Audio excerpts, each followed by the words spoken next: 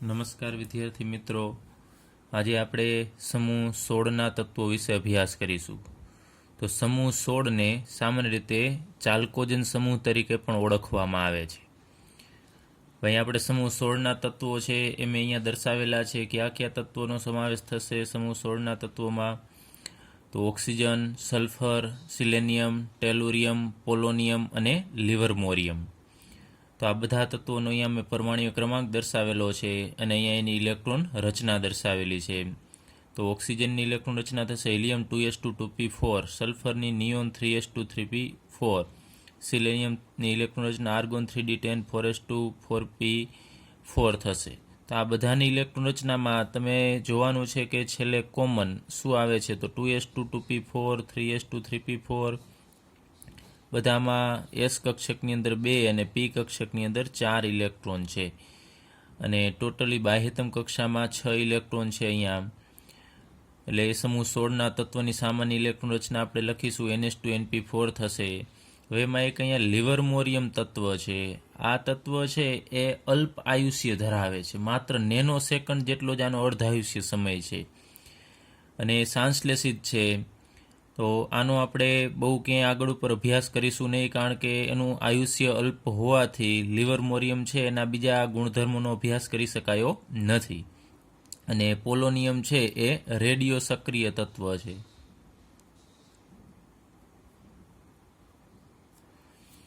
ચાલો હવે આપણે સમૂહ 16ના તત્વ છે એની ઇલેક્ટ્રોન રચના વિશે અભ્યાસ કરીએ. તો મેં હમણાં જ વાત કરી એમ બાહ્યતમ કક્ષામાં 6 ઇલેક્ટ્રોન રહેલા છે. તમે જુઓ છો 4 ને 2 6, અહીંયા 4 ને 2 છે. દરેકની અંદર બાહ્યતમ કક્ષામાં 6 ઇલેક્ટ્રોન સમાયેલા છે.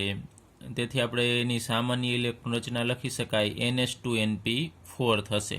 કે બધાની અંદર બાહ્યતમ કક્ષામાં એસ કક્ષક છે એમાં 2 ઇલેક્ટ્રોન છે ને પીમાં 4.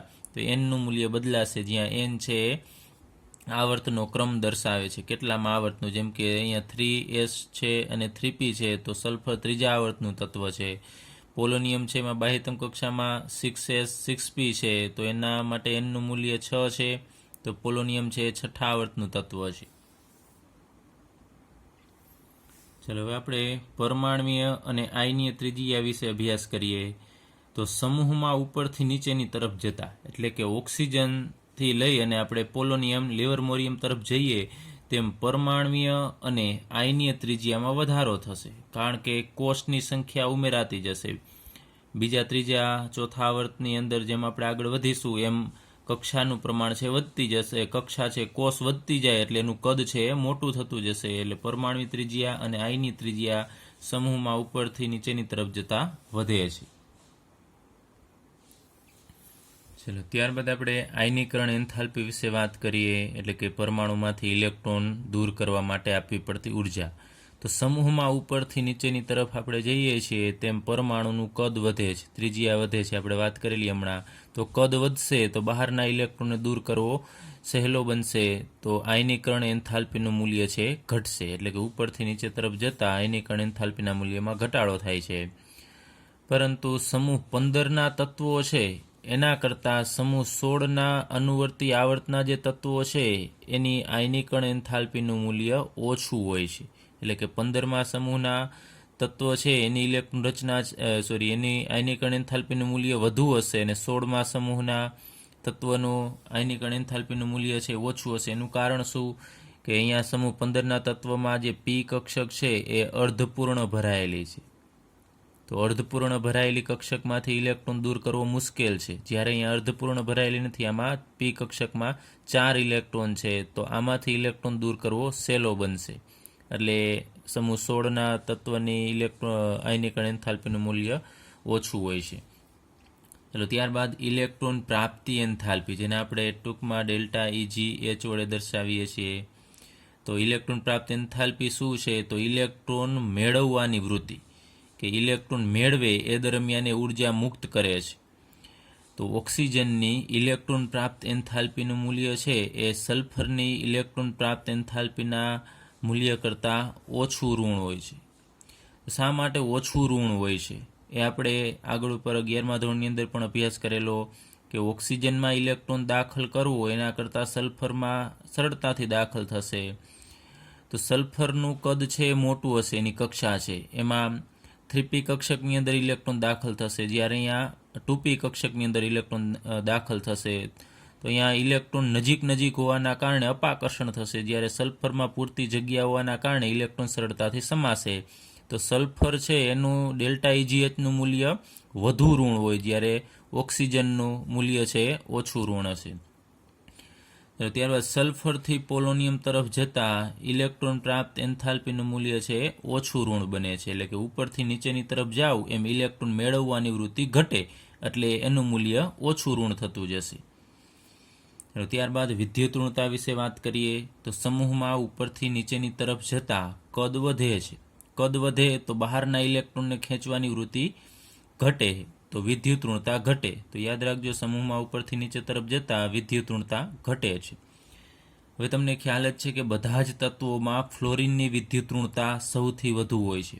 પછી ફ્લોરિન પછી બીજા નંબરે ઓક્સિજન આવે છે કે જેની વિદ્યુત ઋણતા સૌથી વધુ હશે.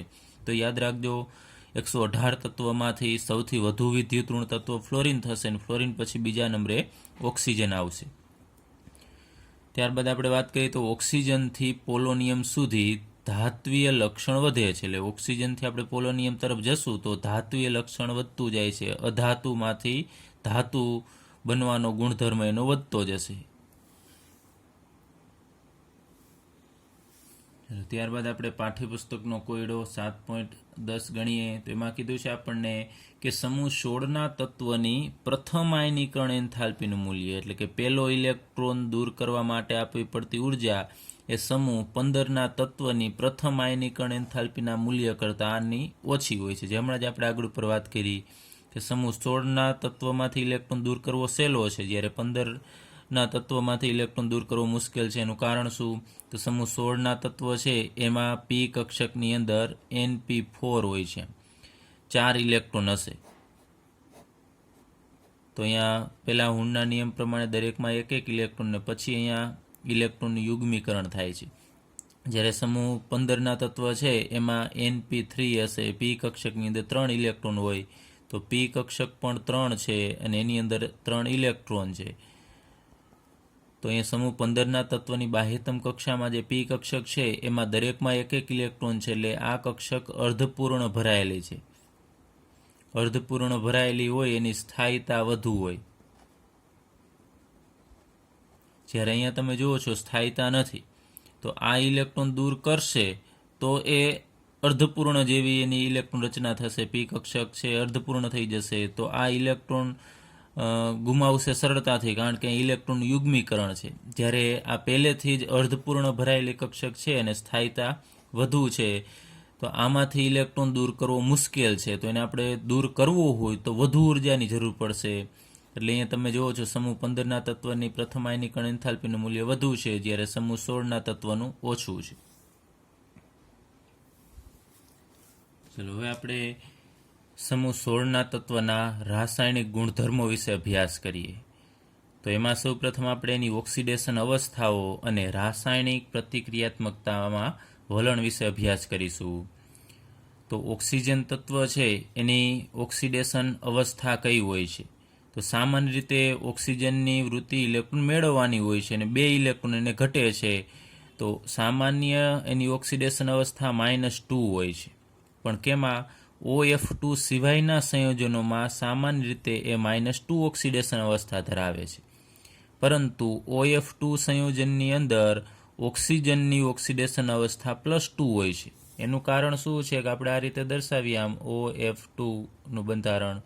તો આ બંધ છે એના ઇલેક્ટ્રોન કોણ ખેંચી રાખશે? ફ્લોરિન ખેંચી રાખશે, અને આમાં પણ ફ્લોરિન ખેંચી રાખશે. ફ્લોરિન ઉપર આંશિક ઋણ વીજભાર આવશે, એટલે ફ્લોરિનનો ઓક્સિડેશનાંક તો -1 આવશે, કારણ કે ફ્લોરિન બધા જ તત્વોમાં સૌથી વધુ વિદ્યુત ઋણ છે. તો આના ઉપર -1 આવશે, તો હવે ઓક્સિજન ઉપર +2 આવે. તો ઓક્સિડેશન અવસ્થામાં આપણે જોઈએ છીએ કે સામે ક્યુ તત્વ છે ને એની વિદ્યુત ઋણતા કેટલી છે. તો આ બંધના ઇલેક્ટ્રોન છે ફ્લોરિન તરફ વધુ ખેંચાયેલા રહેશે, એટલે ફ્લોરિન ઉપર -1 આવે તો ઓક્સિજન ઉપર +2 આવશે. પરંતુ ઓક્સિજનની આપણે વાત કરી કે ઓક્સિજન બીજા નંબરનું સૌથી વધુ વિદ્યુત ઋણ તત્વ છે. તો જો ઓક્સિજનની સામે ફ્લોરિન સિવાય બીજું કોઈ પણ તત્વ હોય તો એની ઓક્સિડેશન અવસ્થા -2 આવશે, કારણ કે એ બીજા બધા તત્વો કરતાં વધુ વિદ્યુતઋણ થશે. તો આ એક અપવાદ યાદ રાખજો. OF2માં એટલે કે સામે જ્યારે ફ્લોરિન હોય ત્યારે ઓક્સિજનની ઓક્સિડેશન અવસ્થા +2 હશે. બાકી બધા સંયોજનમાં સામાન્ય રીતે -2 જોવા મળે છે. પછી આપણે ભણી ગયા છે પેરોક્સાઇડમાં -1 હોય, એ બધા અપવાદ છે, પણ સામાન્ય રીતે મોટાભાગના સંયોજનમાં -2 હોય છે. એટલે ત્યારબાદ સલ્ફર, સિલેનિયમ અને ટેલુરિયમ આ 3 તત્વો છે એમાં ઓક્સિડેશન અવસ્થા +2, +4 અને +6 સામાન્ય રીતે દર્શાવે છે. હવે આ 3 ઓક્સિડેશન અવસ્થામાંથી વધુ પ્રમાણમાં જોવા મળતી હોય એવી આ બધા તત્વોની ઓક્સિડેશન અવસ્થા +4 અને +6 છે. એટલે +4 અને +6 છે એ વધુ સામાન્ય ઓક્સિડેશન અવસ્થા છે. હવે આ 3 તત્વો જ્યારે ઓક્સિજન સાથે સંયોજાય છે, સલ્ફર ઓક્સિજન સાથે સંયોજાય કે સિલેનિયમ સંયોજાય, ત્યારે આ તત્વની ઓક્સિડેશન અવસ્થા +4 હોય છે. અને જ્યારે ફ્લોરિન સાથે સંયોજાય ત્યારે આ બધા તત્વોની ઓક્સિડેશન અવસ્થા +6 હશે. જેમ કે આપણે લઈએ સલ્ફર ઓક્સિજન સાથે સંયોજાય તો એમાંનું SO2 સંયોજન બનાવે છે, તો એમાં સલ્ફર છે એનો ઓક્સિડેશનાંક કેટલો હશે? ઓક્સિજનનો -2 હોય તો 2 ઓક્સિજનનો ટોટલ -4 થાય, તો આનો સામે +4 થશે. તો આમાં +4 ઓક્સિડેશનાંક જોવા મળે છે. જ્યારે ફ્લોરિન સાથેનું આપણે સંયોજન લઈએ તો SF6, એમાં ફ્લોરિનની વિદ્યુતઋણતા વધુ છે એટલે એનો -1, તો એવા 6 ફ્લોરિન છે -6, તો સલ્ફર ઉપર +6 આવશે. તો આમાં સલ્ફર છે એનો ઓક્સિડેશનાંક 6 હશે. ક્યારે? કે સામે ફ્લોરિન હોય ત્યારે. એટલે ત્યારબાદ પોલોનિયમ છે એમાં 2 ઓક્સિડેશન અવસ્થા જોવા મળે છે, +2 અને +4 આ 2 ઓક્સિડેશન અવસ્થા દર્શાવે છે. પરંતુ ઉપર આપણે કીધું કે -2 ઓક્સિડેશન અવસ્થા ઓક્સિજનમાં છે. જ્યારે તમે જુઓ છો કે નીચેના બધા તત્વોમાં અહીંયા આપણે -2 દર્શાવેલી નથી, પણ -2 ભાગ્યે જ જોવા મળે છે. આમાં વધારે પ્રમાણમાં જોવા મળતી નથી. ઓક્સિજનમાં જોવા મળે છે, બાકી બીજા બધામાં સામાન્ય રીતે -2 જોવા મળતી નથી. હવે જ્યારે આ +4 અને +6 ઓક્સિડેશન અવસ્થા જ્યારે એ જોવા મળતી હોય ત્યારે એમાં બંધન હોય એ પ્રાથમિક રીતે સહસંયોજક પ્રકારનું હશે. એટલે કે અહીંયા બંધ બનતો હોય એ કયા પ્રકારનો હશે? સહસંયોજક પ્રકારનો હશે. આ યાદ રાખજો, +4 અને +6 હોય ત્યારે સામાન્ય રીતે એ બંધ સહસંયોજક પ્રકારનો હશે. ત્યારબાદ આપણે ઓક્સિડેશન અવસ્થામાં થતો ફેરફાર જોઈએ કે સમૂહમાં જ્યારે ઉપરથી નીચેની તરફ જઈએ, એટલે ઓક્સિજનથી આપણે પોલોનિયમ તરફ જઈએ તો કઈ ઓક્સિડેશન અવસ્થામાં શું ફેરફાર થાય છે?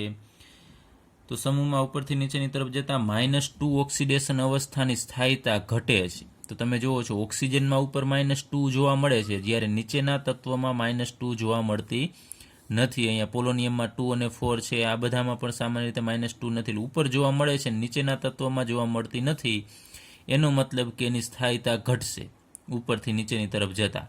હવે જ રીતે +6 ઓક્સિડેશન અવસ્થા, તો તમે જુઓ છો અહીંયા ઓક્સિજનમાં નથી, પરંતુ વચ્ચેના તત્વમાં +6 જોવા મળે છે, નીચે નથી. તો નીચે +6 નથી, એનો મતલબ કે ઉપરથી નીચેની તરફ જતા +6 ઓક્સિડેશન અવસ્થાની સ્થાયીતા ઘટે છે. અને +4 ઓક્સિડેશન અવસ્થા જોઈએ તો ઉપરના તત્વમાં +4 નથી, પછી વચ્ચે જોવા મળે છે, અને નીચેનું પોલોનિયમ છે એમાં પણ +4 ઓક્સિડેશન અવસ્થા જોવા મળે છે. તો આપણે કહી શકાય કે ઉપરથી નીચેની તરફ જતાં +4 ઓક્સિડેશન અવસ્થાની સ્થાયીતા વધે છે. તો આ યાદ રાખજો. ઉપર ફરીથી જોઈએ એક વખત કે -2 ઉપરથી નીચે તરફ જતાં ઘટે, +6ની સ્થાયીતા ઘટે છે અને +4ની સ્થાયીતા વધે છે. ચલો ત્યારબાદ આપણે સમૂહ 16ના તત્વનું પ્રથમ તત્વ, ઉપર રહેલું તત્વ કયું છે? ઓક્સિજન પ્રથમ તત્વ છે. તો ઓક્સિજનની આપણે અનિયમિત વર્તુણક લઈએ. જેમાં આપણે સમૂહ 15ના તત્વમાં નાઇટ્રોજનની અનિયમિત વર્તુણક લીધેલું, એ જ રીતે અહીંયા ઓક્સિજન. તો કોઈ પણ સમૂહમાં જે પ્રથમ તત્વ હશે એના ગુણધર્મો એ જ સમૂહના બીજા તત્વ કરતાં થોડા અલગ હશે. તો અહીંયા ઓક્સિજન છે એ જ સમૂહના બીજા તત્વ કરતાં થોડુંક અલગ પડે છે. એનું કારણ શું છે એ લઈએ તો ઓક્સિજનના નાના કદ. ઓક્સિજનનું કદ સમૂહમાં બીજા બધા તત્વ કરતાં નાનું હશે, કારણ કે સૌથી ઉપર છે એટલે નાનું કદ. પછી ઊંચી વિદ્યુતઋણતા, બીજા બધા તત્વ કરતાં વિદ્યુતઋણતા એની ઊંચી હશે એ જ સમૂહના તત્વ કરતાં. એના કારણે એ અનિયમિત વર્તુણક દર્શાવે છે, બીજા કરતાં જુદું પડે છે. તો એનું આપણે એક ઉદાહરણ લઈએ, જેમ કે H2O.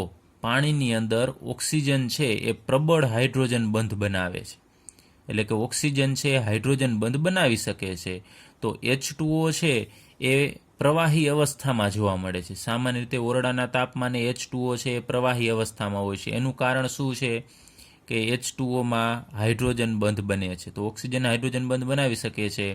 તો એના જેવું જ બીજું સંયોજન સલ્ફર H2S સંયોજન હાઇડ્રોજન સલ્ફાઇડ, એમાં સલ્ફર છે હાઇડ્રોજન બંધ બનાવતો નથી. ઓક્સિજન બનાવે છે જ્યારે સલ્ફર નથી બનાવતો. તો અહીંયા એ અનિયમિત વર્તણૂક દર્શાવે છે ઓક્સિજન. તો સલ્ફર હાઇડ્રોજન બંધ નથી બનાવતો, તેથી H2S છે ઓરડાના તાપમાને વાયુમય અવસ્થામાં જોવા મળે છે. કારણ કે એના અણુઓ છે એ હાઇડ્રોજન બંધ ન બનાવવાના કારણે એકબીજાથી દૂર હશે, એટલે વાયુ અવસ્થામાં જોવા મળે છે. અને H2Oમાં અણુઓ હાઇડ્રોજન બંધના કારણે નજીક હશે, તો એ પ્રવાહી અવસ્થામાં જોવા મળે છે. ત્યારબાદ ઓક્સિજનમાં ડી કક્ષક ગેરહાજર છે. અહીંયા મેં ઓક્સિજનની ઇલેક્ટ્રોન રચના દર્શાવેલી છે, હિલિયમ 2s2 2p4.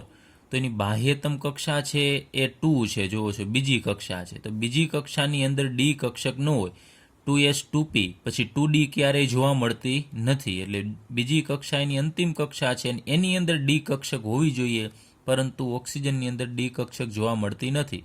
તો મેક્ઝિમમ બાહ્યતમ કક્ષામાં કેટલી કક્ષકો છે? એક S અને 3 P હોય. તો ટોટલ 4 કક્ષકો જ બાહ્યતમ કક્ષામાં ઉપલબ્ધ છે. તો ઓક્સિજન છે એની સહસંયોજકતા 4 સુધી મર્યાદિત હોય છે, કે ઓક્સિજન વધુમાં વધુ 4 બંધ બનાવી શકે છે, 4થી વધુ બનાવી શકતો નથી. પરંતુ ઓક્સિજન સામાન્ય રીતે વ્યવહારમાં 2 જ બંધ બનાવે છે. જેમ કે પાણીની અંદર તમે જુઓ છો કે ઓક્સિજન 2 હાઇડ્રોજન સાથે બંધ બનાવે છે, તો અહીંયા 2 જ બંધ બનાવે છે. 2 કરતાં વધુ બંધ બનાવે એવા ઉદાહરણ ખૂબ જ ઓછા છે. સામાન્ય રીતે 2 જ બંધ બનાવે છે અને 2 સહસંયોજકતા હોય છે. અમુક સંજોગોમાં 3 હશે, જેમ કે H3O+ છે એમાં 3 બનાવે છે, પરંતુ મોટા ભાગે 2 જ બંધ બનાવશે. અને વધુમાં વધુ એ 4 બનાવી શકે, 4થી વધુ બનાવી શકતો નથી. જ્યારે એ જ સમૂહના અન્ય તત્વ છે, જેમ કે સલ્ફર છે, સિલેનિયમ છે, આ બધા તત્વ છે એની અંદર ડી કક્ષક હાજર હોય છે. કારણ કે એ બધા તત્વો છે એના પછીના આવર્તમાં આવશે. ત્રીજા તત્વમાં આવર્તમાં સલ્ફર હશે, તો એની બાહ્યતમ કક્ષામાં 3D કક્ષક હાજર હશે. તો એની સહસંયોજકતા છે 4થી વધુ હોય છે, અને એ 4 કરતાં વધુ બંધ ધરાવતા સંયોજન છે બનાવી શકે છે. જેમ કે આપણે ઉદાહરણ લઈએ SF6, તો સલ્ફર છે અહીંયા 6 ફ્લોરિન સાથે બંધ બનાવે છે, તો અહીંયા એની સહસંયોજકતા 6 કહેવાય. જ્યારે ઓક્સિજન છે એ પ્રકારની સહસંયોજકતા છે 4 કરતાં વધુ બનાવી શકતો નથી. તો આનો મુખ્ય રીઝન તમારે યાદ રાખવાનું છે કે ઓક્સિજનમાં ડી કક્ષક ગેરહાજર અને અન્ય તત્વોમાં ડી કક્ષક છે હાજર છે. ચલો ત્યારબાદ આપણે સમૂહ 16ના તત્વની હાઇડ્રોજન સાથેની પ્રતિક્રિયાત્મકતા વિશે અભ્યાસ કરીએ. તો સમૂહ 16ના તત્વો છે એ હાઇડ્રોજન સાથે જોડાઈને કયા પ્રકારનું સંયોજન બનાવશે? તો સમૂહ 16ના બધા જ તત્વો H2E પ્રકારના હાઇડ્રેટ બનાવે છે. એટલે કે અહીંયા E એટલે સમૂહ 16ના તત્વો છે, જેમ કે ઓક્સિજન, સલ્ફર, સિલેનિયમ, ટેલુરિયમ અને પોલોનિયમ. એ બધા જ તત્વ છે એ 2 હાઇડ્રોજન સાથે જોડાશે, એટલે H2E પ્રકારના હાઇડ્રેટ છે બનાવે છે. જેમ કે આપણે અહીંયા Eની જગ્યાએ ઓક્સિજન લઈએ તો શું બનશે? H2O બનશે. પછી અહીંયા સલ્ફર લઈએ તો H2S બનશે. આવા બધા હાઇડ્રેટ છે બનાવે છે. તો સમૂહમાં હવે ઉપરથી નીચેની તરફ જઈએ, આ બધા જે હાઇડ્રેટ બનાવે છે એની આપણે વાત કરીએ. તો સમૂહમાં ઉપરથી નીચેની તરફ જઈએ તો HE બંધ લંબાઈ વધે છે. જેમ કે આપણે ઓક્સિજન લઈએ તો ઓક્સિજનનું કદ નાનું હોય, તો હાઇડ્રોજન છે એ અને ઓક્સિજન, આ માનો કે આ ઓક્સિજન દર્શાવીએ અને આ હાઇડ્રોજન છે, તો એની બંધ લંબાઈ અહીંયા HO બંધ લંબાઈ H2Oમાં ઓછી હશે. જ્યારે સમૂહમાં ઉપરથી નીચેની તરફ તમે જાઓ છો, માનો કે આપણે ટેલુરિયમની વાત કરીએ તો ટેલુરિયમનું કદ મોટું હોય, હાઇડ્રોજનનું કદ તો સેમ રહેશે ને ટેલુરિયમનું કદ છે મોટું હશે, તો અહીંયા બંધ લંબાઈ વધશે. H અને O વચ્ચે જે બંધ લંબાઈ હતી એના કરતાં H અને TE વચ્ચેની બંધ લંબાઈ છે વધશે. તમે જુઓ છો સમૂહમાં ઉપરથી નીચેની તરફ જતા HE બંધ લંબાઈ વધે છે. એનું કારણ શું? કે તત્વનું કદ વધે છે. તો એ બંધ લંબાઈ વધે તો એ બંધ છે સરળતાથી તૂટી શકે. આને તોડવામાં વાર લાગે, જ્યારે આ બંધ સરળતાથી તૂટી જશે. તો HE બંધની બંધન એન્થાલ્પી ઘટે છે, એટલે કે સરળતાથી એ બંધ આપણે તોડી શકાય. તો આ હાઇડ્રોજન છે એ એ સરળતાથી મુક્ત થઈ શકે, જ્યારે ઉપર સરળતાથી મુક્ત થઈ શકશે નહીં. તો હવે આપણે આ બધા હાઇડ્રાઇડ છે એનું એસિડિક લક્ષણ જોઈએ. તો H2O છે એમાં બંધ લંબાઈ આ H અને O વચ્ચેની ટૂંકી હશે, તો સરળતાથી હાઇડ્રોજન દૂર થશે નહીં. તો આનું એસિડિક લક્ષણ છે ઓછું હશે.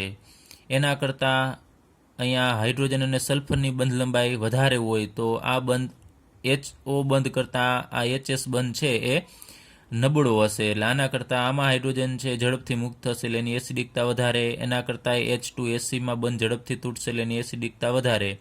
અને વધુમાં વધુ એસિડિકતા છે એ H2TEની હશે, કારણ કે એનું કદ છે ટેલુરિયમનું સૌથી મોટું હશે, એટલે આ બંધ સરળતાથી તૂટશે અને સરળતાથી H+ મુક્ત થશે. તો જે સરળતાથી H મુક્ત કરી શકે એનું એસિડિક લક્ષણ વધુ હોય છે. તો આનો ક્રમ યાદ રાખજો. ત્યારબાદ એની તાપીય સ્થાયીતા લઈએ, અથવા તો આપણે એને ઉષ્મીય સ્થાયીતા કહીએ કે કયું સંયોજન છે એ ઝડપથી તૂટશે નહીં, ગરમ કરવા છતાં પણ એના બંધ તૂટશે નહીં. તો તમને ખબર છે કે એમાં પણ આ HE બંધન એન્થાલ્પી ઉપર એ આધાર રાખશે. જેમાં HE બંધ ઝડપથી તૂટશે એની સ્થાયીતા ઓછી હોય. તો અહીંયા તમે જુઓ છો આ બધા જ તત્વોની આપણે વાત કરીએ તો એમાં આની બંધ લંબાઈ H અને O એટલે કે HE બંધ લંબાઈ છે આમાં સૌથી ટૂંકી હશે, તો એની સ્થાયીતા સૌથી વધુ હશે, કારણ કે આનો બંધ ઝડપથી તૂટશે નહીં. અને આમ જેમ જાવું છે બંધ લંબાઈ વધતી જાય તો સ્થાયીતા છે ઘટતી જશે. એટલે સૌથી ઓછું સ્થાયી થશે H2PO. આ સંયોજન સૌથી ઓછું સ્થાયી છે, કારણ કે એમાં બંધ લંબાઈ ઘણી બધી વધારે હશે, ઝડપથી તૂટી જશે. ત્યારબાદ આપણે રિડક્શન કરતાના ગુણધર્મ વિશે અભ્યાસ કરીએ. તો એમાં H2O છે એ રિડક્શન કરતાનો સામાન્ય રીતે ગુણધર્મ ધરાવતો નથી. તો H2O સિવાય આપણે એનો ક્રમ લઈએ તો H2S છે એનું રિડક્શન કરતાનું લક્ષણ ઓછું હોય છે, એના કરતાં H2SCનું વધારે ને એના કરતાં H2TEનું વધુ થશે. એનું કારણ શું? કારણ કે આમાંથી રિડક્શન કરતા એટલે બીજાનું રિડક્શન કરે, પોતાનું ઓક્સિડેશન એટલે હાઇડ્રોજન આમાં દૂર કરવો છે તો આ દૂર કરી શકશે નહીં, કારણ કે એમાં બંધ લંબાઈ ટૂંકી હશે. તો H2S છે એ એની રિડક્શન કરતાનું લક્ષણ સૌથી ઓછું હશે ને આનું સૌથી વધુ હશે, યાદ રાખજો. તો આ જે આપણે ક્રમ જોઈએ એ ક્રમ ખાસ યાદ રાખજો. તમને MCQમાં અથવા તો 1 માર્કમાં 2 માર્કમાં તમને આ ક્રમ છે એ પૂછી શકે.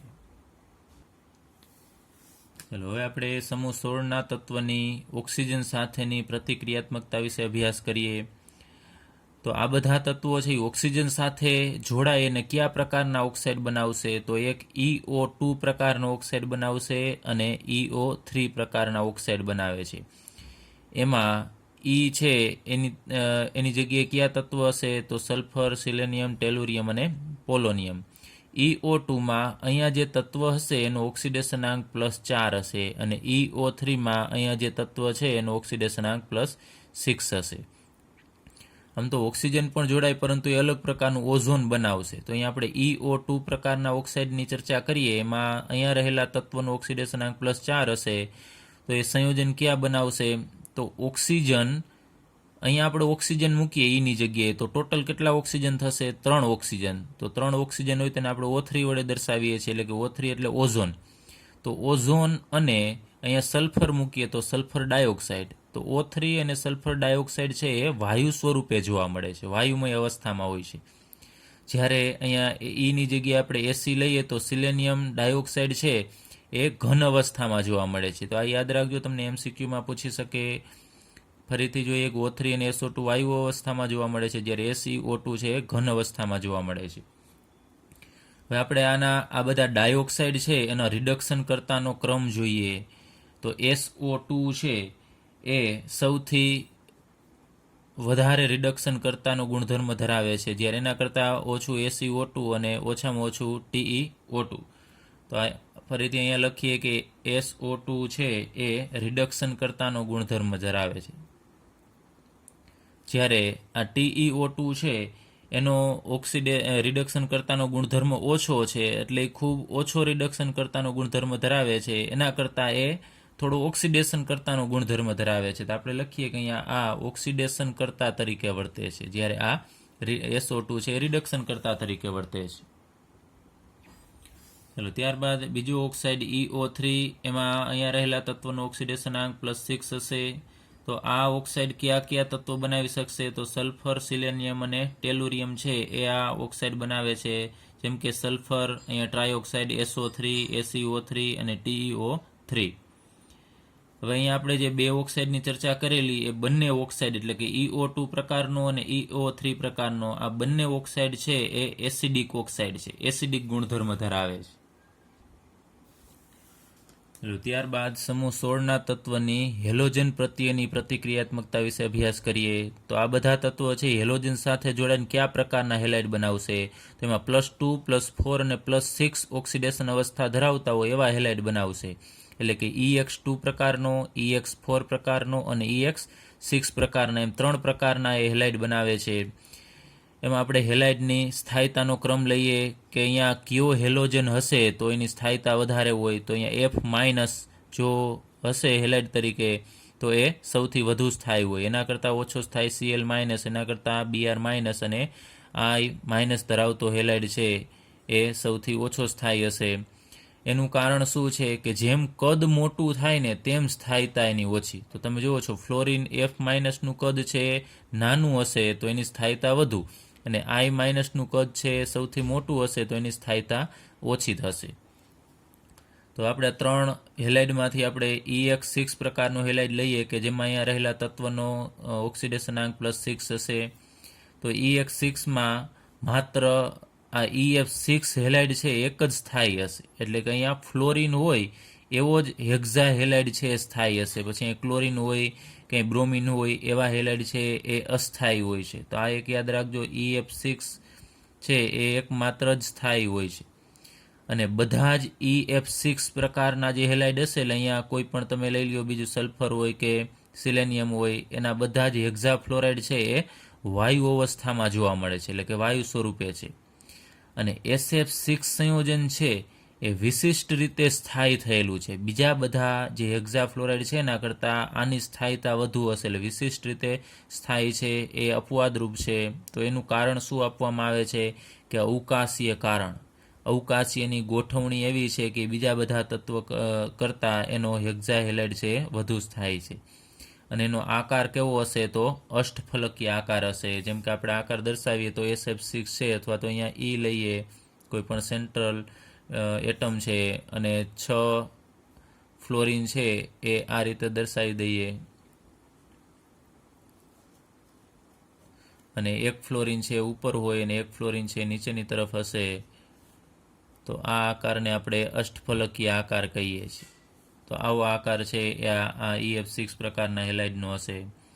ત્યારબાદ આપણે વાત કરીએ EX4 પ્રકારનો હેલાઇડ.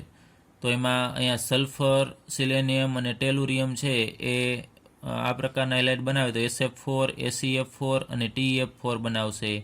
એમાં SF4 છે એ સંયોજન વાયુ અવસ્થામાં જોવા મળે છે. ACF4 છે પ્રવાહી અવસ્થામાં જોવા મળે છે, અને TF4 છે ઘન અવસ્થામાં જોવા મળે છે.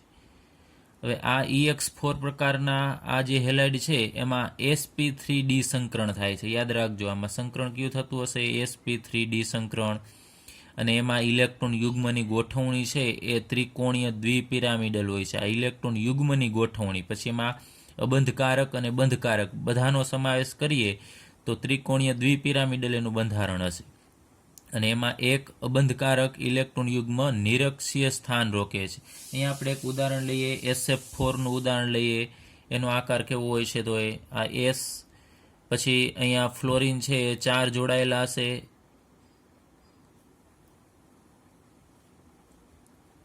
અને એક અબંધકારક ઇલેક્ટ્રોન યુગ્મ હશે જે આપણે અત્યારે આ રીતે દર્શાવી દઈએ. આમાં 2 ઇલેક્ટ્રોન હશે. તો આમાં આ અબંધકારક અને આ બંધ છે એ બંધકારક ઇલેક્ટ્રોન યુગ્મ, બધાનો આકાર આપણે સંયુક્તપણે લખીએ તો અહીંયા તમે જોવો છો ઉપર એક પિરામિડ બનશે, ત્રિકોણીય આ પિરામિડ છે, અને એવો જ પિરામિડ છે એ નીચેની તરફ બનશે. એટલે 2 પિરામિડ છે અને ત્રિકોણવાળા હોવાથી આપણે ત્રિકોણીય દ્વિપિરામિડ કહેશું.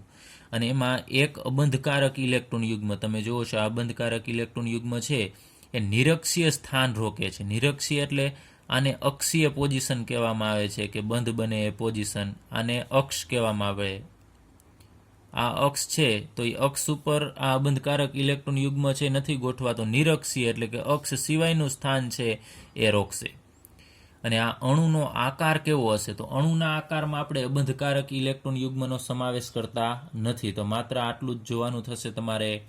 તો એનો આકાર છે ચીચવો થશે, જે તમને ખ્યાલ છે કે એને આપણે આ રીતે દર્શાવી શકાય અથવા ઊભો રાખો અને તમારે ટૂંકમાં અણુના આકાર માટે આ અબંધકારક ઇલેક્ટ્રોન યુગ્મ કાઢી અને બાકીનો આકાર જોવાનો, તો એ આકાર છે ચીંચવો હશે.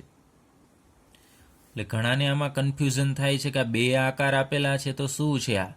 તો બધા જ બંધકારક અને અબંધકારક ઇલેક્ટ્રોન યુગ્મને સંયુક્તપણે આપણે દર્શાવીએ તો એનો આ સંકરણ પ્રમાણેનો આકાર ત્રિકોણીય દ્વિપિરામિડલ થશે, પરંતુ એને આપણે અબંધકારકને ન ગણીએ તો અણુનો આકાર છે ચીચવો થશે.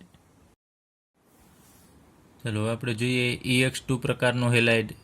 તો આમાં ઓક્સિજન સિવાયના બધા જ તત્વો, ડાયક્લોરાઇડ એટલે કે ECl2 પ્રકારનો અને ડાયબ્રોમાઇડ એટલે કે EBr2 પ્રકારના હેલાઇડ છે એ બનાવે છે. અને આ EX2 પ્રકારના હેલાઇડમાં સંકરણ ક્યુ થતું હશે તો sp3 સંકરણ થાય છે, અને sp3 સંકરણ થતું હોય ત્યારે એનો આકાર કેવો હોય છે? તો સમચતુષ્ફલકીય એનું બંધારણ હશે. હવે આપણે અમુક મોનોહેલાઇડ સંયોજનો વિશે વાત કરીએ કે તત્વ એક જ હોય અને સામે એક જ હેલોજન હોય. તેવા મોનોહેલાઇડ સંયોજનો છે એ સામાન્ય રીતે સ્વભાવમાં દ્વિઅણુ સ્વરૂપે જોવા મળે છે. એટલે કે એકલા EX પ્રકારના હેલાઇડ છે રહી શકતા નથી, તો બે હેલાઇડ અહીંયા આપણે દર્શાવીએ, જેમ કે સલ્ફરનો મોનોફ્લોરાઇડ એટલે SF, એ બે એકલા રહી શકતા નથી, એટલે એ બંને એકબીજા સાથે જોઈન્ટ થઈ જશે અને એમાંથી S2F2 પ્રકારનો આપણને હેલાઇડ મળશે. એટલે S2F2 છે એને આપણે મોનોહેલાઇડ ગણીશું, પરંતુ એ દ્વિઅણુ સ્વરૂપે અસ્તિત્વ ધરાવે છે. તો આપણે એના ઉદાહરણ લઈએ કે S2F2, ત્યાં એ જ રીતે S2Cl2, S2Br2, Se2Cl2, Se2Br2. હવે આ જે મોનોહેલાઇડ સંયોજનો કે જે દ્વિઅણુ સ્વરૂપે અસ્તિત્વ ધરાવે છે એ વિષમીકરણ પામે છે. એટલે એના અણુઓ છે એકનું ઓક્સિડેશન થશે અને બીજાનું રિડક્શન થશે. જેમ કે અહીંયા લઈએ આપણે 2 મોલ Se2Cl2, એમાંથી આપણને SeCl4 મળે છે. એટલે એક સિલેનિયમ અને એની સાથે 4 ક્લોરીન જોડાશે એટલે SeCl4 અને પ્લસ બીજું અહીંયા 2 દુને 4 સિલેનિયમ હતા, એમાંથી એક અહીંયા જાય છે, 3 વધશે એટલે 3 મોલ Se સિલેનિયમ ધાતુ આપણને મળશે.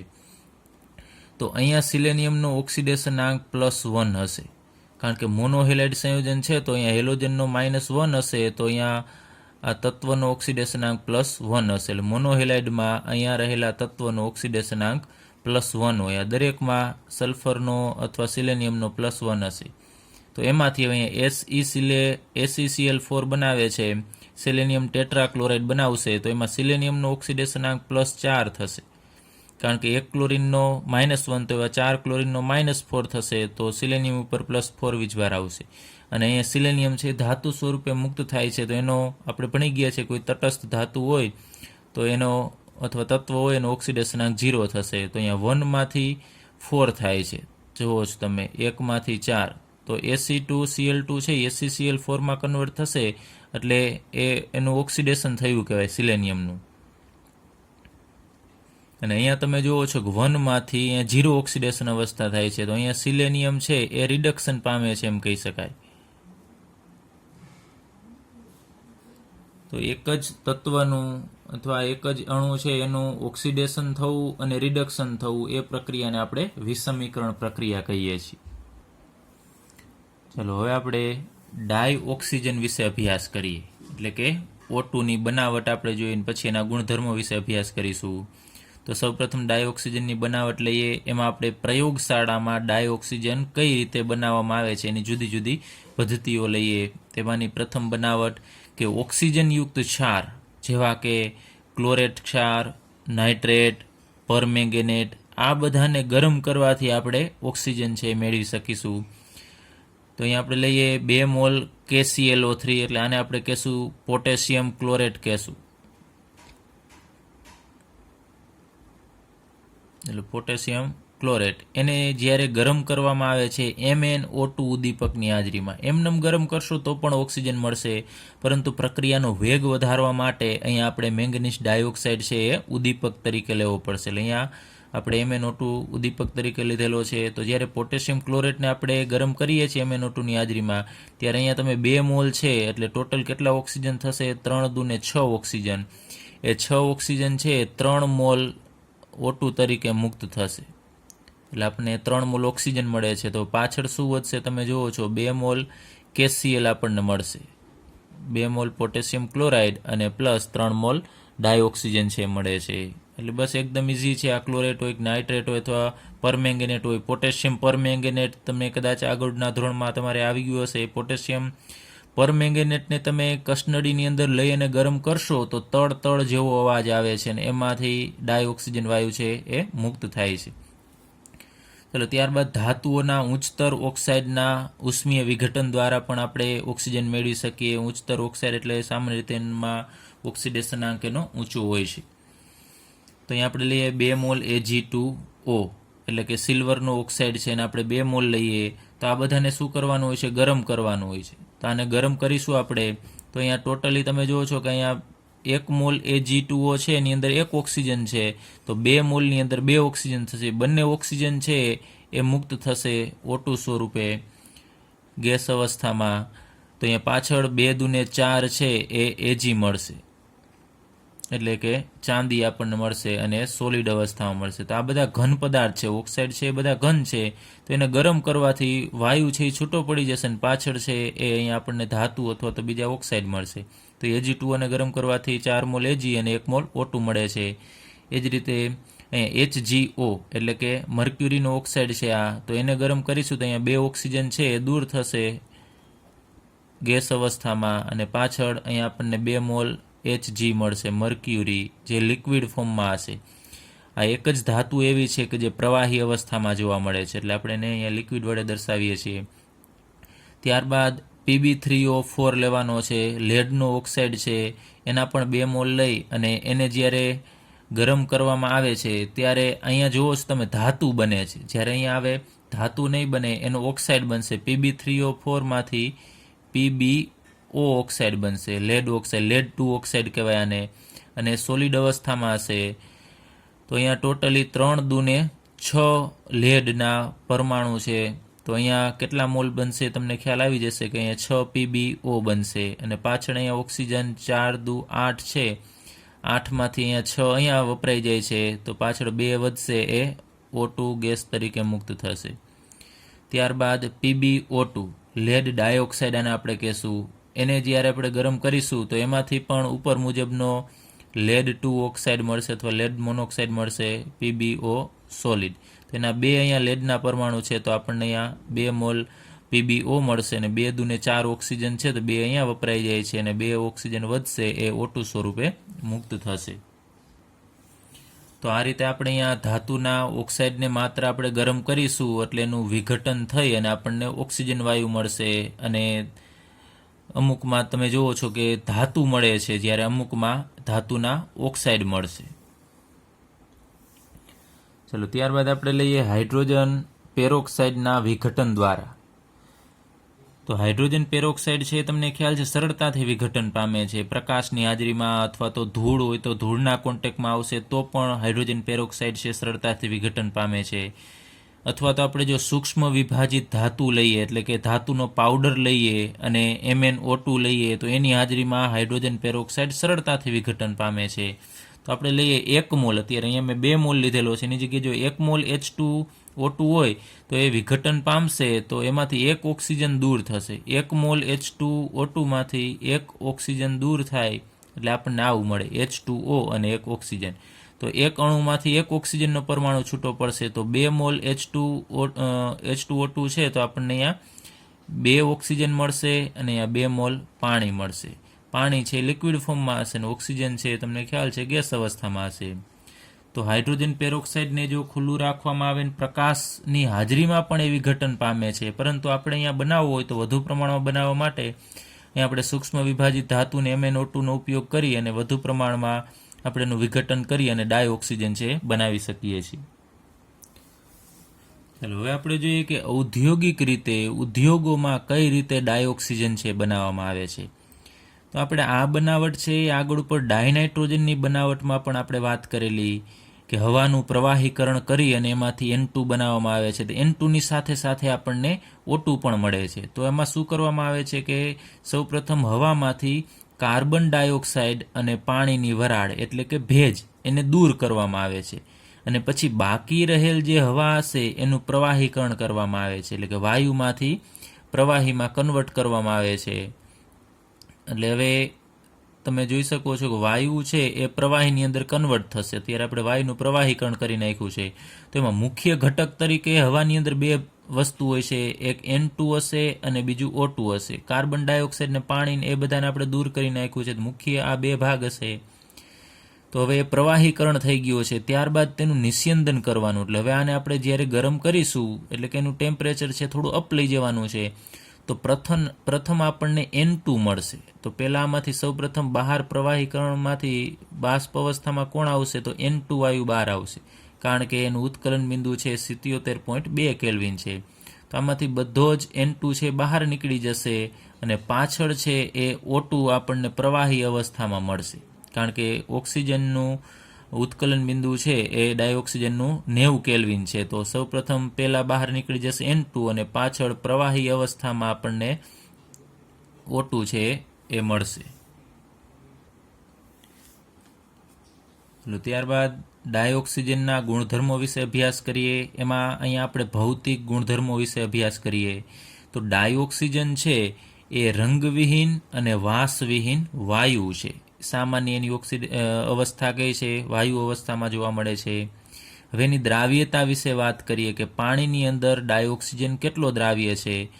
તો 293 કેલ્વિન તાપમાને એની દ્રાવ્યતા કેટલી હશે? તો 100 સેન્ટીમીટર ક્યુબ જેટલું જો પાણી લેવામાં આવે તો એની અંદર 3.08 સેન્ટીમીટર ક્યુબ જેટલો ઓક્સિજન છે દ્રાવ્ય થશે.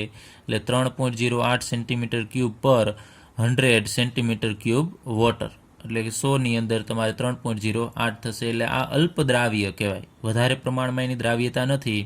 તો પાણીની અંદર ઓગળેલો આ ઓક્સિજન છે એ જે પાણીની અંદર, સમુદ્રની અંદર અથવા તો પાણીની અંદર જે વનસ્પતિ હશે, પ્રાણીઓ હશે, એના માટે આ ઓક્સિજન છે ઉપયોગી છે. હવે ડાયોક્સિજન છે એનું ઉત્કલન બિંદુ આગળ ઉપર આપણે અહીંયા વાત કરેલી કે 90 કેલ્વિન છે અને એનું ઠાર બિંદુ એટલે ઘન અવસ્થામાં એ ક્યારે આવશે? 55 કેલ્વિન તાપમાને આવશે. એટલે આ ઘણું બધું નીચું ટેમ્પરેચર માઇનસમાં હશે.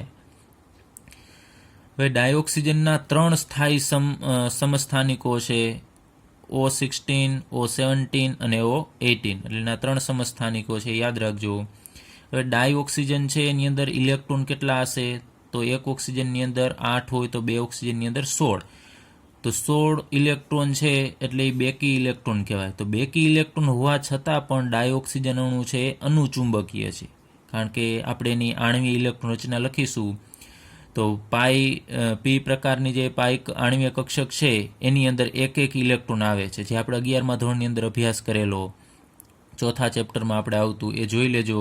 એની આણ્વીય ઇલેક્ટ્રોન રચનામાં એક ઇલેક્ટ્રોન ગોઠવાય છે પી કક્ષકની અંદર, એટલા માટે અનુચુંબકીય છે. અને O2 અણુચુંબકીય હોવાથી એ ચુંબકીય ક્ષેત્રમાં આકર્ષણ પામશે. ચલો ત્યારબાદ ડાયોક્સિજનના રાસાયણિક ગુણધર્મો. તો ડાયોક્સિજન છે કેટલીક ધાતુઓ જેમ કે Au એટલે કે ગોલ્ડ અને Pt એટલે કે પ્લેટિનમ જેવી ધાતુઓ અને અમુક નિષ્ક્રિય વાયુઓ છે એના સિવાયના બીજા બધા જ ધાતુ તત્વો અને અધાતુ તત્વો સાથે પ્રક્રિયા કરી શકે છે. કેની સાથે નથી કરતા એ આપણે અહીંયા લખેલું છે. Au, પ્લેટિનમ જેવી ઉમદા ધાતુઓ અને અમુક હિલિયમ છે, નિયોન છે એવા નિષ્ક્રિય વાયુઓ સિવાય બીજા બધા ધાતુ અને અધાતુ તત્વો સાથે પ્રક્રિયા કરે છે.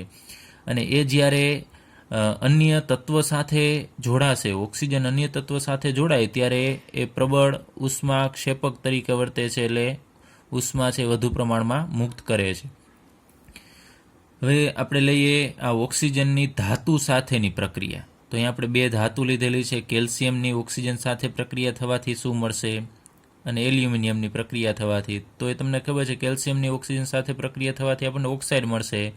તો કેલ્શિયમ અને ઓક્સિજન જોડાય અને CaO પ્રકારનો આપણને ઓક્સાઇડ આપે છે, કેલ્શિયમ ઓક્સાઇડ. તેને આપણે બેલેન્સ કરવા માટે અહીંયા 2 કેલ્શિયમ છે તો આપણે 2 મોલ CaO લખીશું, તો 2 મોલ કેલ્શિયમ ઓક્સાઇડ મળે છે. ત્યારબાદ એલ્યુમિનિયમ અને ઓક્સિજન, આ બંનેનો ઓક્સાઇડ આપણે બનાવવો છે તો કયો બનશે, એના માટે તમારે જોવાનું છે કે એલ્યુમિનિયમ ઉપર +3 વીજભાર હોય, એનો ઓક્સિડેશન અવસ્થા 3 હશે અને ઓક્સિજનની -2. તો અહીંયા આપણે એનો ઓક્સિડેશનાંક 3 લખીએ અને આનો 2 લખીએ, ક્રોસ ગુણાકાર આપણે કરીએ છીએ તો એલ્યુમિનિયમ કેટલા લેવાના, ઓક્સિજનના વીજભાર જેટલા, એટલે Al2, અને ઓક્સિજન કેટલા લેવાના છે, એલ્યુમિનિયમના વીજભાર જેટલા, એટલે કે 3. તો Al2O3 પ્રકારનો ઓક્સાઇડ આપશે. આને આપણે એલ્યુમિના કહીએ છીએ. અને બેલેન્સ કરવા માટે 4 એલ્યુમિનિયમ છે તો અહીંયા આપણે 2 લખવા પડશે, એટલે 2 મોલ Al2O3 આપશે. એટલે ત્યારબાદ આપણે અધાતુ સાથેની ઓક્સિજનની પ્રક્રિયા લઈએ તો કાર્બન છે અધાતુ તત્વ છે, એટલે કે કાર્બનને આપણે સળગાવીશું, કોલસાને અથવા લાકડાને, તો કાર્બનને જ્યારે સળગાવવામાં આવે છે ત્યારે C અને એની સાથે 2 ઓક્સિજન જોડાય અને કાર્બન ડાયોક્સાઇડ બનાવે છે, CO2. એ જ રીતે ફોસ્ફરસ છે એ ઓક્સિજન સાથે જોડાય અને P4O10 પ્રકારનો ઓક્સાઇડ બનાવે છે, ટેટ્રા ફોસ્ફરસ ડેકોક્સાઇડ આને કહેવાય. તો અહીંયા 10 ઓક્સિજન હોવાથી આપણે અહીંયા 5 મોલ O2 લખેલા છે, એટલે કે 5 દુને 10 ઓક્સિજન. ત્યારબાદ આપણે અન્ય સંયોજનો સાથેની ઓક્સિજનની પ્રક્રિયાનો અભ્યાસ કરીએ તો અહીંયા ઝીંક સલ્ફાઇડ છે, ZnS. એની જ્યારે ઓક્સિજન સાથે પ્રક્રિયા કરવામાં આવે છે અને ઊંચા તાપમાને ગરમ કરવામાં આવે છે ત્યારે શું થાય છે કે અહીંયાથી સલ્ફર છે એ નીકળી જશે અને ઓક્સિજન સાથે જોડાશે, અને ઝીંકની સાથે સલ્ફરની જગ્યાએ ઓક્સિજન જોડાશે, તો ZnSની જગ્યાએ O, એટલે ZnO આપણને મળશે. અને સલ્ફર છે એ આ ઓક્સિજન સાથે જોડાય અને એમાંથી SO2 વાયુ બનાવે છે, સલ્ફર ડાયોક્સાઇડ. આને બેલેન્સ કરવા માટે આપણે અહીંયા 2 ઝીંક છે તો અહીંયા 2 મોલ ZnO મળશે, અને 2 સલ્ફર છે અહીંયા તો આપણને 2 મોલ સલ્ફર ડાયોક્સાઇડ મળશે. તો આ પ્રોસેસ આપણે આગળ ઉપર ધાતુકર્મ વિધિમાં અભ્યાસ કરી ગયા છીએ. આ ભુંજન પ્રોસેસ છે કે સલ્ફાઇડયુક્ત કાચી ધાતુને ઓક્સિજનની હાજરીમાં જ્યારે ગરમ કરવામાં આવે છે ત્યારે એમાંથી સલ્ફર ડાયોક્સાઇડ દૂર થઈ અને એમાંથી આપણને ધાતુનો ઓક્સાઇડ મળે છે. ત્યારબાદ CH4 એટલે કે મિથેન, મિથેનનું દહન કરવાનું છે, ઓક્સિજન આપણે ઉમેરવાનો છે, મતલબ કે અહીંયા દહન કરીએ છીએ. મિથેનને સળગાવશો તો અહીંયા રહેલો કાર્બન આમાંથી 2 ઓક્સિજન સાથે જોડાય ઉપર મુજબ CO2 બનાવશે, કાર્બન ડાયોક્સાઇડ બનાવે છે, અને અહીંયા બાકી રહેલા 4 હાઇડ્રોજન અહીંયા 2 ઓક્સિજન સાથે જોડાય અને આપણને 2 મોલ H2O આપશે. એટલે કે મિથેનનું જ્યારે દહન કરવામાં આવે છે ત્યારે એમાંથી કાર્બન ડાયોક્સાઇડ અને 2 મોલ પાણી મળે છે અને સાથે ઉષ્મા પણ ઉત્પન્ન થતી હોય છે. ચલો ત્યારબાદ આપણે ઉદ્દીપકીય ઓક્સિડેશન વિશે અભ્યાસ કરીએ કે ઓક્સિજન છે એ અન્ય સંયોજનોનું ઉદ્દીપકની હાજરીમાં ઓક્સિડેશન કરે છે. તો જેમ કે સલ્ફર ડાયોક્સાઇડ છે એની પ્રક્રિયા ઓક્સિજન સાથે V2O5 વેનેડિયમ પેન્ટોક્સાઇડની હાજરીમાં કરવામાં આવે છે ત્યારે આ એક SO2 અણુની અંદર 1 ઓક્સિજન ઉમેરાશે એટલે આપણને SO3 મળશે. સલ્ફર ડાયોક્સાઇડની અંદર 1 ઓક્સિજન ઉમેરવાથી આપણને સલ્ફર ટ્રાયોક્સાઇડ મળે છે, તો 2 મોલ SO2 છે તો આપણને 2 મોલ સલ્ફર ટ્રાયોક્સાઇડ મળશે. તો અહીંયા સલ્ફર ડાયોક્સાઇડમાંથી સલ્ફર ટ્રાયોક્સાઇડ થાય છે તો એ ઓક્સિડેશન થશે. તમને ખ્યાલ છે અહીંયા સલ્ફર ડાયોક્સાઇડમાં સલ્ફરનો ઓક્સિડેશનાંક +4 હશે અને અહીંયા 3 દુને 6 છે તો અહીંયા સલ્ફરનો +6 થશે. તો 2 માંથી 4 થાય છે એટલે ઓક્સિડેશન થશે, સલ્ફરનું ઓક્સિડેશન. અને કોણ કરાવે છે ઓક્સિડેશન? ઓક્સિજન, V2O5 ઉદ્દીપકની હાજરીમાં. એટલે ત્યારબાદ 4 મોલ આપણે HCl લીધેલો છે અને એની પ્રક્રિયા 1 મોલ O2 સાથે કરવાની છે CuCl2 ઉદ્દીપકની હાજરીમાં. તો અહીંયા 4 હાઇડ્રોજન છે એની સાથે આ 2 ઓક્સિજન જોડાય અને આપણને 2 મોલ H2O આપશે. 4 હાઇડ્રોજન 2 ઓક્સિજન સાથે જોડાય 2 મોલ H2O અને બાકી રહેલા અહીંયા 4 ક્લોરીન વધશે, એ અહીંયા 2 મોલ Cl2 તરીકે અહીંયા મુક્ત થશે, ક્લોરીન વાયુ તરીકે મુક્ત થશે. તો અહીંયા જોવો છો તમે ક્લોરીન છે એનો ઓક્સિડેશનાંક -1 હોય અને અહીંયા ક્લોરીન છે એ તત્વ સ્વરૂપે છે એટલે એનો ઓક્સિડેશનાંક 0 થશે. તો -1 માંથી 0 એટલે ઓક્સિડેશનાંકમાં વધારો થાય છે. તો ઓક્સિજન આ ક્લોરીનનું ઓક્સિડેશન કરે છે. ચલો તો અહીંયા આ ડાયઓક્સિજનના બધા ગુણધર્મો છે એ પૂરા થાય છે. હવે આપણે એના ઉપયોગો છે શોર્ટમાં જોઈએ તો ડાયઓક્સિજનનો ઉપયોગ તમને ખ્યાલ છે મુખ્યત્વે આપણે કોઈ પણ સજીવ છે એ શ્વસનમાં કરે છે. તો શ્વસનની અંદર દહન પ્રક્રિયાઓમાં કોઈ પણ વસ્તુને સળગાવીએ છીએ, જેમ કે કાર્બનને સળગાવવો છે, લાકડાને સળગાવવું હોય અથવા મિથેનને સળગાવવો છે તો ઓક્સિજનની જરૂર પડે છે. ત્યારબાદ વેલ્ડિંગની અંદર ઓક્સીએસિટિલિન જ્યોતની અંદર પણ એનો ઉપયોગ કરવામાં આવે છે ગેસ વેલ્ડિંગમાં. ત્યારબાદ અનેક ધાતુના ઉત્પાદનની અંદર પણ ઓક્સિજનનો ઉપયોગ થાય છે. હોસ્પિટલમાં પણ ઉપયોગ થાય છે દર્દીઓને ઓક્સિજન પૂરો પાડવા માટે, શ્વાસ ન લઈ શકતા હોય ત્યારે. પછી પર્વતારોહકો એટલે કે જે પર્વત ઉપર ચડતા હોય છે ત્યાં ઉપર ઓક્સિજનનું પ્રમાણ ઓછું હોય તો એ ઓક્સિજનના સિલિન્ડર છે લઈ જાય છે અને એનો ઉપયોગ કરે છે. પછી બળતણની અંદર પણ ડાયઓક્સિજનનો ઉપયોગ થાય છે. અને પ્રવાહી ઓક્સિજન એટલે કે લિક્વિડ ઓક્સિજનની અંદર હાઇડ્રોજન ઉમેરવાથી એ રોકેટને ખૂબ ઊંચે લઈ જવા માટે પૂરતું દબાણ છે સર્જી શકશે એના માટે, એટલે કે રોકેટની અંદર પણ લિક્વિડ ઓક્સિજનનો ઉપયોગ થાય છે.